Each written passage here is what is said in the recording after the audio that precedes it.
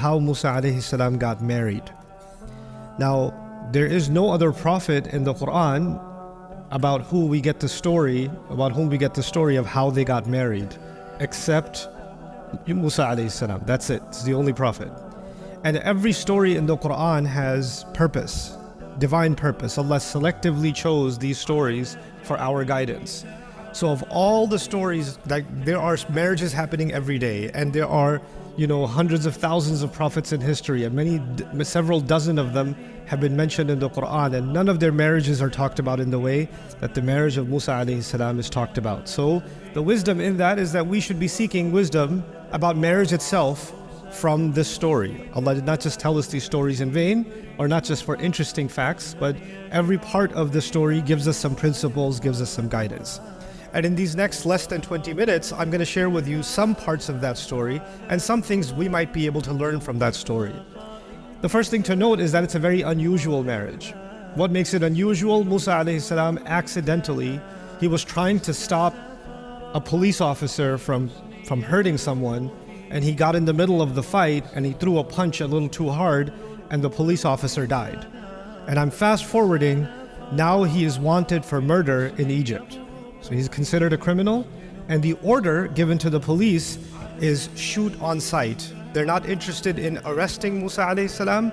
They are going to, if they find him, they will kill him and ask questions later. So that's the idea. Now, knowing that, one of his friends told him, in the Quran we learned this, إِنَّ الْمَلَأَ يَأْتَمِرُونَ بِكَ لِيَقْتُلُوكَ, in the same surah, Surah Al-Qasas, that the police chiefs have already made a secret plan to kill you. So don't turn yourself in to the police, because the police have decided there's not going to be a trial. You're not going to court. You're not going to jail. You're going to be killed. They will kill you. So he runs away. فَخَرَجَ مِنْهَا خَائِفًا يَتَرَقَّبْ. He runs away from Egypt. He runs away from Egypt into the desert. And in the desert, there are no roads. There's no way you know where you're going. But Allah guided him, and Allah says, وَلَمَّا تَوَجَّهَ تِلْقَاءَ مَدْيَنَ, when his face turned exactly in the direction of Madian, قَالَ عَسَى رَبِّي أَن يَهْدِيَنِي سَوَاءَ السَّبِيلِ, he said, maybe, hopefully, my Rabb will guide me to the most straight path. He doesn't even know that he's facing Madian. Madian is many, many, many days of, maybe weeks of travel away. But he just turned his face in a certain direction, and Allah just put in his heart to make this dua, and he went in that direction. Now you know something about the desert. If you go 1 degree off, you might end up making a giant circle. You end up where you started. You will have no idea if you're going the right way or not. And yet somehow he finally reaches, and Allah describes, وَلَمَّا وَرَدَ مَاءَ مَدْيَنَ. So what the background that I want to emphasize is that Musa alayhi salam is number one wanted criminal right now in Egypt. And if you find him, you better tell the authorities. So he escaped the world's biggest superpower right now. 2, he's homeless. He has no job, he has no money, he has no other food, nothing. And he reaches this lake near Madian, and he finally finds a rock or a tree, and he sits under the tree to relax. And when he relaxes, he sees people are bringing their sheep and their goats and their cows, and they're giving their animals water from obviously it's the desert, so very few places that have water, they're going to bring their animals to give them water. And he's watching this scene. So he says, Allah Azza wa Jalla describes, وَلَمَّا وَرَدَ مَاءَ مَدْيَنَ وَجَدَ عَلَيْهِ أُمَّةً مِّنَ النَّاسِ يَسْقُونَ. When he reached the waters of Madian, he saw a group of people, they were giving their animals water. And then he says, وَوَجَدَ مِن دُونِهِمْ إِمْرَأَتَيْنِ تَذُودَانِ. He saw 2 women far away, and they were pulling on their animals. Their animals want to drink, and the girls are not letting them drink. So all the men are giving their animals food, drinking, and the 2 women are pulling their animals back, but the goat wants to drink and is fighting with the 2 girls. So he leaves the shade and he went up to them and said, "Ma khatbukuma? What's wrong with both of you? What's your story? Why are you doing this?" And so they were tough and they responded to him. They said, "La nasqi hatta yustir ar-ri'a." We're not going to give our animals water until all the other men and all their animals are done. We don't go down there and we don't want to be alongside these other men. What is Allah telling us? Those men were not very respectful towards women. And if they go down there, they will be inappropriate and they will behave badly towards them. They will harass them. They will, say things to them, behave a certain way. They're protecting themselves by keeping themselves back until those men are done, because they don't know how to be around women. Now Allah Azza wa Jalla is telling us a story about women that are living in a situation where it's very difficult for them to earn a living. They basically work in a farm, they take care of animals, but they live in a society that doesn't respect women. And it's harder for them to make the living than it is for the men. They have to do twice, 3 times the work because they have to hold the animals back. Musa alayhi salam sees this whole scene. He grabs the animals and he gets them food. He gets them to drink. And then he brings the animals back. فَسَقَى لَهُمَا ثُمَّ تَوَلَّى إِلَى الظِّلِّ. So he gave both of those girls, animals, the drink, brought them back, and then he went back and sat down in the shade. And he says, قَالَ رَبِّ إِنِّي لِمَا أَنزَلْتَ إِلَيَّ مِنْ رَبِّي فَقِيرٌ. Right? So he says, رَبِّ إِنِّي لِمَا أَنزَلْتَ إِلَيَّ مِنْ خَيْرٍ فَقِيرٌ rather. He says, Ya Allah, whatever good you send my way, I'm faqir. I need it. The word faqir means 2 things. Faqir means someone who's bankrupt, someone who has nothing. Faqr also means when your back is broken. If somebody put so much pressure on your back that your back snapped, that means completely helpless. And what is Musa alayhi salam asking Allah? He's telling Allah, Ya Allah, I have no food, I have no money, I have no job, I have no safety, I have nothing. So whatever you give me, I will take it. I will not be picky. I will not say, well, yes, you gave me this water, but I really like apple juice, so I'll wait until I get some apple. He's not going to have this kind of attitude. Whatever Allah gives, in Arabic they say, Ar-Rashi radiya bima rakib. The one who is walking, he'll be happy with any ride. If you're walking 30, 50, 70, 100 kilometers and somebody offers you a bicycle, you're not saying, no, you have a BMW, we should talk. I don't want your bicycle. Whatever you get, you'll take it. So he says, Ya Allah, whatever khair you bring to me, I will take it. But the other meaning of this is also important. Musa alayhi salam felt guilty because he did kill someone and he did escape. And he knows a principle that we learn in the Quran, in al-hasanat yudhibna sayyi'at. Good deeds get rid of bad deeds. So whatever other opportunity to do something good you give me, I will take that opportunity also. Meaning he just saw these 2 girls that needed help, he just did some khair. And he came back and he sat down, and now he's asking, Ya Allah, if there's any other volunteer opportunity, anybody else I can help, let me know, I need the good deeds. So Rabbi inni lima anzalta ilayya min khairin faqir. From this we also learn, and if you think about this, that every opportunity to help someone, because of the words anzalta ilayya, any opportunity to help someone was revealed by Allah. In my life and in your life. If somebody came in your life and you could have helped them, that was actually something revealed by Allah, sent down from the skies as an opportunity for you and me. And Allah is telling us, if someone like Musa alayhi salam is faqir, then you and I are definitely more faqir for any good deed. The other thing here, that when he makes this dua, I want you to go back to what he said when he first left Egypt. He said, hopefully Allah will guide me sawa as-sabil. Asa an yahdiyani rabbi sawa as-sabil. Maybe Allah will guide me to the straightest possible path. And what's beautiful is the straightest possible path led him to get married. Like Allah is actually even describing the merits and the beauty of getting married in the story in this strange way. But anyway, so he helps these girls and he's sitting in the shade. These girls go back home because they only came to the lake to feed their animals. So they go back home, but they go back home early because usually they wait for all the men to finish and then they go back home. Now they show up home 5 hours early. And their old father, who cannot work anymore, he says, basically, the Quran doesn't tell us, you can assume logically, why are you home early? What happened? And they say, well, there was this man, he was very strong, he just took our animals, and these girls, they deal with men outside all the time. So when they talk about Musa alayhi salam, they're telling their father, this was not like other men. His behavior was different. He was not looking at us the way other men look at us. He wasn't talking to us like other men talk to us. He didn't help us and he followed us home or he was staring, nothing. He just went back under the shade and he just disappeared. And the father is very intelligent. He knows that he sends these girls out every day for work in a corrupt society. And if you're living in a corrupt society, finding a good husband for your daughter can be very difficult. You don't know who's who. Everybody's bad out there. and you want to find a good match for your daughter. So even when he hears this description from his daughters, he realizes this is a good man. In his head, he's already got a plan.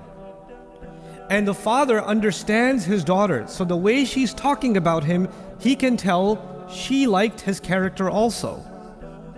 So what does he do? He sends one of them back to get him.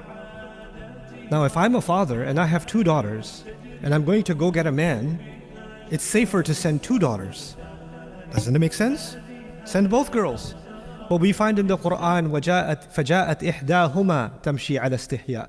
He said one of them. And she came walking shyly. She's shy because she's alone and she's nervous. Perhaps she's also shy because her father sensed something. She kind of likes him. And it's a final test for her. He already puts tawakkul in Allah when he puts her outside every day. So he's already in this situation. He trusts his daughter. So he sends her out and he says, bring this man. فَجَاءَتْ إِحْدَاهُمَا تَمْشِي عَلَى اسْتِحْيَاءٍ. Now when Musa alayhi salam sees this girl again, he's like, what do you want? You need more help? Why are you here? So she feels shy and she says, Inna abi yad'uka. So she makes sure he understands, no, I'm not interested. My father is calling you. Inna abi yad'uka. لِيَجْزِيَكَ أَجْرَ مَا سَقَيْتَ لَنَا. So he can pay you for what you gave us, for the help you gave us. He wants to pay you. Now the simple question is, did Musa alayhi salam do this for the sake of Allah? Or did he do this to make money? He did it as an act of ibadah. That's what he did. His niyyah was for Allah. But this woman comes and says, my father wants to pay you for your work. Musa alayhi salam could just turn around and say, Jazakillahu khairan, but I did that fi sabilillah. I don't want anything from this dunya. Thank you so much. I'm going to go back and make dua to Allah. Because I did it for the niyyah of ibadah. That's it. But Musa alayhi salam says, sure, let's go get paid. They go. So why did he accept it?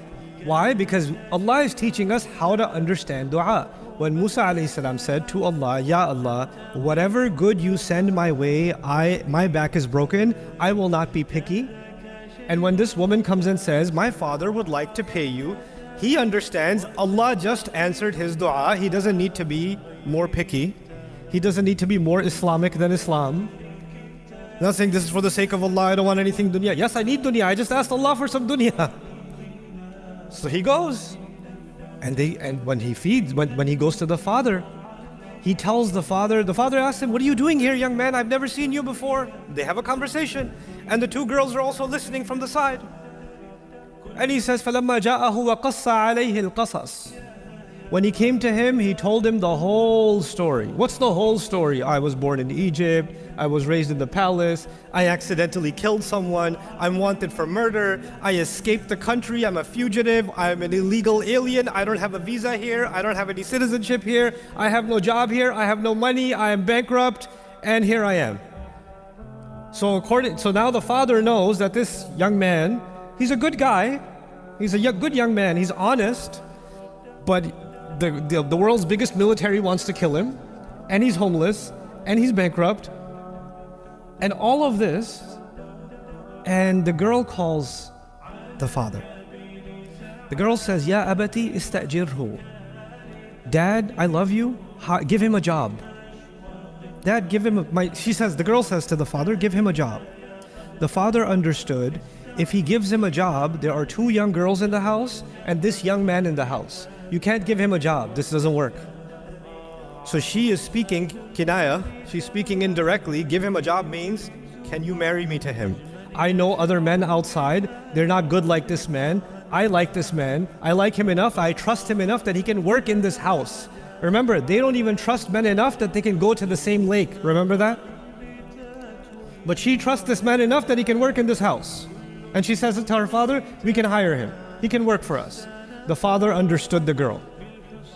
And he goes to Musa alayhi salam. Inni uridu an unkiha ihda ibnatayya hatayn. I want to marry one of my 2 girls to you. Now, think about the marriage proposal. This young man came and said, I am illegal, I'm wanted, I have a criminal record, wanted for murder, I don't have a job. And the father says after 5 minutes, yeah, I think you should marry my daughter, it's a good idea. على أن تأجرني ثمانية حجة. And he says, the father says, but you have to work for me for 8 years. وإن أتممت عشرا فمن عندك. And if you want to work for 10 years, up to you. You have the choice. You have to work 8 years or 10. Now look at the genius and the wisdom of the father. This is a good man, and a good man is hard to find. But you know what? If the man doesn't have the degree you wanted, he doesn't have the job you wanted, he doesn't have the papers you wanted, etc., etc. But he's a good man, that much you know now, 100%, that's a good man. Then all the other things can come from Allah. Goodness, I don't know if that will come from the sky or not. The character is there. All the other things we can help him with. So when he says you have to work for me, he's not asking Musa for a favor, he's doing Musa a favor. Now Musa has a job. Now Musa alayhi salam is married to one of the girls. The father is also happy because one of his girls is married. Now they also have a protector in the house. Everybody benefits. Everybody benefits. But you can imagine that if we were talking about today's society, some Muslim neighbor, hey, so I heard you're getting your daughter married. Yeah. Who are you getting married to? Oh, this guy, he's not from our village. You're getting her married to an outsider? Must be a VIP, some important guy. Oh no, he's just homeless. Oh my God, what are you doing? You have such a wonderful daughter, you're ruining her future. Why are you getting her married to this person? And people talk, don't they? People talk. And when people start talking, people say, I don't know, this marriage he's a good guy, but people are doing too much talking. I don't think we can go forward with this marriage. Right? This is what we do in our societies. This is what we do in our cultures. If we don't make marriage easy, and if we don't make marriage based on the right reasons are character. The right reasons are integrity. The right reasons are honesty. If we don't make marriage easy, and if we stop listening to our daughters, because we listen to everybody else. Everybody talks. The uncles are talking, the cousins are talking, the in-laws are talking, the neighbors are talking. Everybody's talking. But the one person the father needs to be listening to is his daughter. That's the one person. She's an adult. And the one thing the father needs to be checking is the character. And he tested the character too. He sent his daughter alone. He tested. And he heard the whole story. And nobody comes to the house and says, by the way, and tells the story that Musa alayhi salam tells in order to impress someone. That's not an impressive story. That's a pretty good reason to say, you know what, I think you should leave. So he's seen his honesty firsthand. And so when you find that, then everybody's noise can stay. You make the right decision for your son and your daughter. That's the teaching Allah has given us. That's the beauty Allah has given us in this surah. And so with that, what I want to sort of emphasize is when we make the door to nikah difficult, when we make the road to getting married difficult, then the road to haram becomes easier and easier and easier. And we cannot blame non-Muslim society, a kafir society, fitna, the media, the internet, TikTok, this, that. You can't blame anyone else. Their job is to make the haram easy. Our job, Muslims, our job is to make the halal easy. So when we make the halal difficult, then we don't get to blame anybody else. We have to blame ourselves. Young men have to become more serious about work and about integrity and about character. Young women have to think more about what kind of husbands they should be looking for. Fathers, in many cultures, it's hard for fathers to have conversations with their daughters about marriage. They just say, oh, he's got a good job, just do it. Yeah, but he's he's smoking weed, he's doing that. That's okay, I know the family. He'll become better after he has a baby. This kind of nonsense, this kind of idiocy. The Quran came to save us from these kinds of behaviors. So my dua for all of you, especially those of us that are fathers, that our children are able to find good spouses, and Allah makes us a means by which their journey towards marriage is made easy and it's not made difficult. And they can have good, normal, honest conversations with us about what they do want and about what they don't want, so that we don't force them or pressure them into situations that will create fitna for the entire community.